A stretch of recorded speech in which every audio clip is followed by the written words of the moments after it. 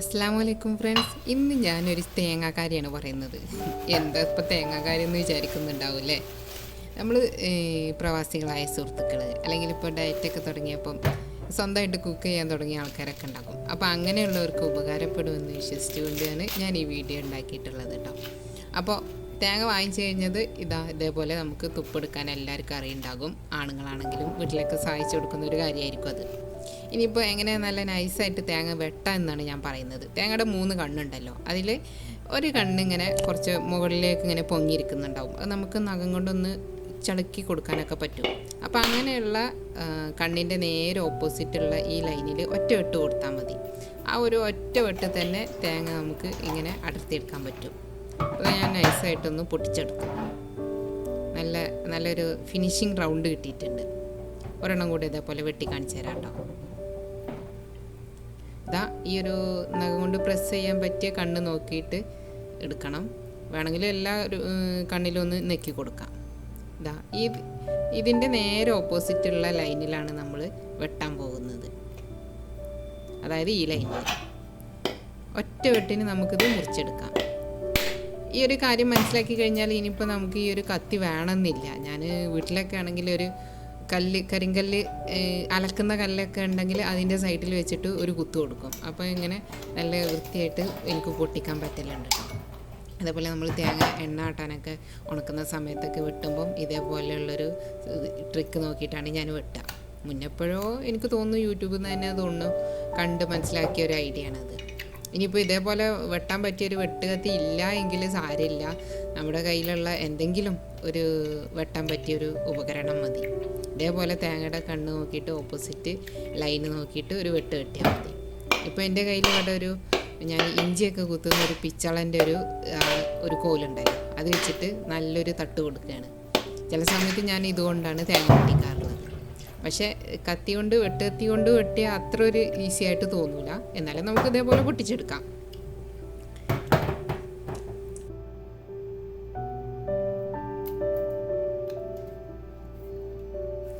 അപ്പം ഞാനിപ്പോൾ വാങ്ങിച്ച 4 തേങ്ങയും വെട്ടിക്കഴിഞ്ഞാൽ ഇനി ചിരവയില്ലെങ്കിൽ എങ്ങനെ നമുക്കതൊരു ചിരകിയ രൂപത്തിലാക്കി എടുക്കാം എന്നാണ് പറയുന്നത് കേട്ടോ.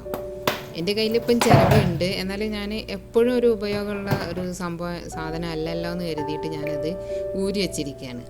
അപ്പോൾ ഇനിയിപ്പോൾ ഇതിന് വേണ്ടിയിട്ട് തൽക്കാലം ഫിറ്റ് ചെയ്യേണ്ട മടിക്ക് ഞാനിപ്പോൾ ഒരു വീഡിയോയും ചെയ്യാമെന്ന് കരുതിയിട്ട് ഞാൻ ഈ തേങ്ങയെ അടർത്തിയെടുക്കാൻ പോവുകയാണ്. അപ്പോൾ തേങ്ങ അടർത്താനിപ്പം മലയാളികൾക്ക് ഞാൻ പറഞ്ഞു തരണ്ടല്ലോ, നിങ്ങൾക്ക് അറിയാവുന്നതായിരിക്കും അല്ലേ.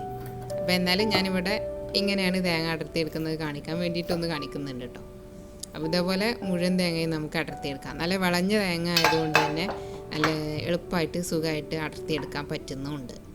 അപ്പോൾ ഇത് കുറച്ചൊക്കെ വെള്ളം വറ്റിയിട്ടുമുണ്ട്. അപ്പോൾ നന്നായിട്ട് മൂത്ത തേങ്ങയാണ്. ഞാൻ കഴിച്ചു നോക്കി, നല്ല ടേസ്റ്റും ഉണ്ട്. ചില സമയത്ത് ഞങ്ങൾ ലോക്കൽ മാർക്കറ്റിൽ നിന്ന് വാങ്ങുമ്പം പലപ്പോഴും ഞങ്ങൾക്ക് അതൊരു കേടായിട്ടുള്ളതൊക്കെ കിട്ടാറുണ്ട്. പക്ഷെ ഇത് ഞങ്ങൾ ഇപ്പം എനിക്ക് തോന്നുന്നു ഒത്തൈം മാർക്കറ്റിൽ നിന്നാണെന്ന് തോന്നുന്നു വാങ്ങിച്ച തേങ്ങയാണ്. നല്ല തേങ്ങയാണ്. സോറി കേട്ടോ, ഒത്തൈം മാർക്കറ്റിൽ നിന്നല്ല, ഞാൻ സ്റ്റാർ മാർക്കറ്റിൽ നിന്നാണ് വാങ്ങിച്ചത്. അപ്പോൾ ഞാൻ മുഴുവൻ തേങ്ങയെ അടർത്തിയെടുത്ത് കഴിഞ്ഞു. ഇനി ഞങ്ങൾ പച്ചക്ക് കഴിക്കാനുള്ളത് ഞാനൊരു ബൗളിൽ 2 തേങ്ങേൻ്റെ ഒരു തേങ്ങ മാറ്റി വെക്കുകയാണ്. അപ്പോൾ കുറച്ച് വലിയ പീസസ് ആയിട്ട് അടർത്തിയെടുത്തതുണ്ട്. അപ്പോൾ അത് നോക്കിയിട്ട് കഴിക്കാനായിട്ട് എടുക്കണം. അപ്പോൾ കഴിക്കാനെടുക്കുമ്പോൾ നമ്മൾ എന്തായാലും ചവച്ചരച്ച് കഴിക്കല്ലേ, അപ്പോൾ വലിയ പീസ് തന്നെ മാറ്റി വെച്ചു. ഇനി ചെറിയ പീസുകളൊക്കെ നമുക്കൊന്ന് പൊടിച്ചെടുക്കണം. അപ്പോൾ ഇത് ഒരു ഗ്ലാസ് ബോളിലിട്ടൊക്കെയാണ് ഏറ്റവും നല്ലത്. മാക്സിമം നമ്മൾ ഞാൻ മുമ്പൊക്കെ പ്ലാസ്റ്റിക്കിൻ്റെ ബോൾസ് കാണിച്ചിരുന്നു സ്റ്റോർ ചെയ്യാനായിട്ട്. പക്ഷേ നിങ്ങൾ ഗ്ലാസ് ബോൾ വാങ്ങിക്കാൻ പറ്റുകയാണെന്നുണ്ടെങ്കിൽ ഗ്ലാസിൻ്റെയോ സ്റ്റീലിൻ്റെ ഒക്കെ ആയിട്ടുള്ള കണ്ടെയ്നറുകളാണ് നമുക്ക് ഇതേപോലെ ഭക്ഷണങ്ങളൊക്കെ അടച്ചിട്ട് ഫ്രിഡ്ജിൽ വെക്കാൻ നല്ലത് കേട്ടോ. അപ്പോൾ ഇതേപോലെ അടച്ചിട്ട് ഞാൻ വെക്കുകയാണ്. ഇത് ഫ്രിഡ്ജിൽ താഴെ തന്നെയാണ് വെക്കുക. അത് ഫ്രീസറിൽ വെച്ചാൽ അതിൻ്റെ ഒരു സ്ട്രക്ചർ മാറിപ്പോവും. ഫ്രീസറിൽ വെച്ചെടുത്ത് കഴിഞ്ഞാൽ ഒരു തേങ്ങയുടെ ആ ഒരു ഫിനിഷിങ് പോയിട്ടൊരു പതപതപ്പ് വരും.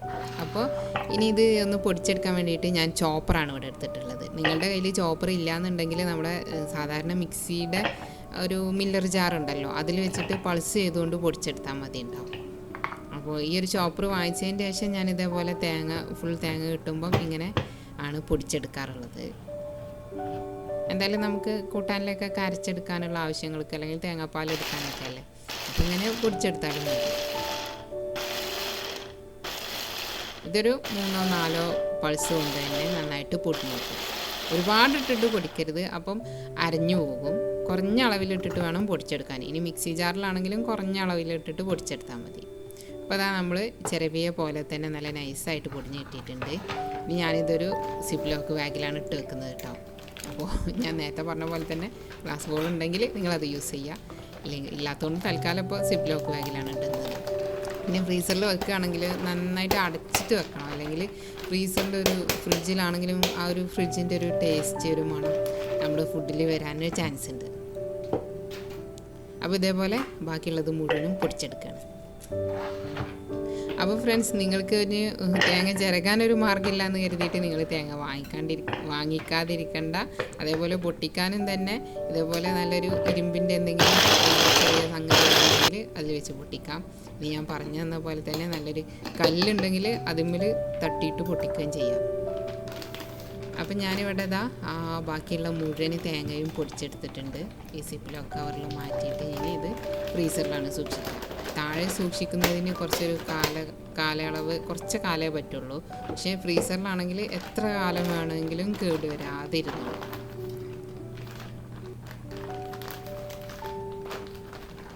സിപ്ലോക്ക് കവറിലാവുമ്പം ആ ഒരു ഫ്രിഡ്ജിൻ്റെ അല്ലെങ്കിൽ ഫ്രീസറിൻ്റെ ടേസ്റ്റ് ഒന്നും നമ്മുടെ ഫുഡിലേക്ക് കയറില്ല. നല്ല സീൽഡായിട്ടിരിക്കുന്നുണ്ട്. അപ്പം ഞാനിത് ഫ്രീസർക്ക് വെക്കട്ടെ.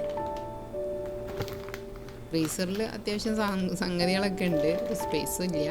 ഉള്ളൊരു സ്പേസിൽ അഡ്ജസ്റ്റ് ചെയ്ത് വെക്കുകയാണ്. പിന്നെ സ്ഥലം കാലിയാകുന്നതിനനുസരിച്ച് മാറ്റി വെക്കാം. അപ്പോൾ ഓക്കെ ഫ്രണ്ട്സ്, ഇതാണ് എൻ്റെ ഒരു തേങ്ങാക്കാര്യം. അപ്പോൾ കുറച്ച് പേർക്കെങ്കിലും ഉപകാരപ്പെട്ടിട്ടുണ്ടാകും എന്ന് വിശ്വസിക്കുന്നു. അതുകൊണ്ടാണ് ഇത് ഷെയർ ചെയ്യുന്നത്. അപ്പോൾ നാട്ടിലാണെങ്കിലും ചില സമയത്ത് ഞാൻ തേങ്ങ അടർന്ന് നമ്മൾ ചിരകുമ്പോൾ അടർന്ന് പോരുന്ന തേങ്ങയൊക്കെ ഇതേപോലെ മിക്സിയിലൊന്ന് ക്രഷ് ചെയ്തെടുത്തിട്ടാണ് പിന്നെ ബാക്കി കാര്യങ്ങൾ ചേർത്തിട്ട് ചട്നിക്കോ കറിക്കൊക്കെ അരച്ചെടുക്കാറുള്ളത്. അപ്പോൾ എന്തായാലും ഇനി തേങ്ങ കണ്ടാലും മിസ് ചെയ്യേണ്ട. എല്ലാ സൂപ്പർ മാർക്കറ്റിൽ നിന്നും നമുക്കത് ചിരകി കിട്ടില്ല, ലുലുന്നോ മാത്രമാണ് ചിരകി കിട്ടുക. അപ്പോൾ ബാക്കിയുള്ളിടത്തു നിന്നൊക്കെ നമുക്ക് ഫുൾ തേങ്ങ ആയിട്ടാണ് കിട്ടുക. അപ്പോൾ ഇനി സൗകര്യമില്ലയെന്ന് കരുതിയിട്ട് വാങ്ങിക്കാതിരിക്കണ്ട. ഇതേപോലെയുള്ള എന്തെങ്കിലും ഉപകരണങ്ങൾ വെച്ചിട്ട് നമുക്ക് ചെയ്തെടുക്കാം. അപ്പോൾ ഇഷ്ടമായാലും ലൈക്ക് ചെയ്യാനും ഷെയർ ചെയ്യാനും മറക്കരുത്. ഇതുവരെ സപ്പോർട്ട് ചെയ്ത എല്ലാ സുഹൃത്തുക്കൾക്കും ഒരുപാട് നന്ദി. പുതിയൊരു വീഡിയോയുമായിട്ട് നമുക്ക് വീണ്ടും കാണാം.